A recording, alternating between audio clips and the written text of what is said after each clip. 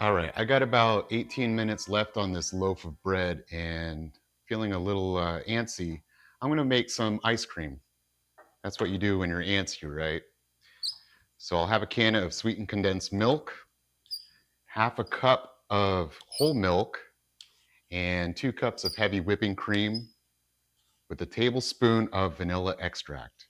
Keeping it simple, and it's going to turn out real good. Once I have them all whisked up in here, I'm going to stick it in the fridge for about 30 minutes to get really chilly, then put it into my stand mixer ice cream maker attachment. I'm speeding through in about 30 seconds what normally takes 3 to 5 minutes to whip up. It's so simple. It's 4 ingredients and no fillers.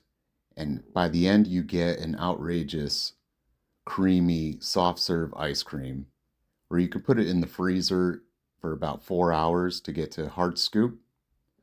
Once it hardens up, you can set it out for maybe a minute or two and it'll be ready for the bowl.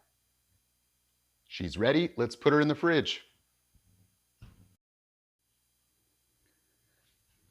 Okay, the ice cream mix is nice and cool. Just going to pour it into the stand mixer ice cream maker.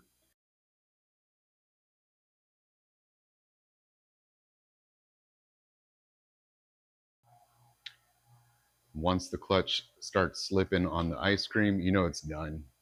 It's a little less than 20 minutes.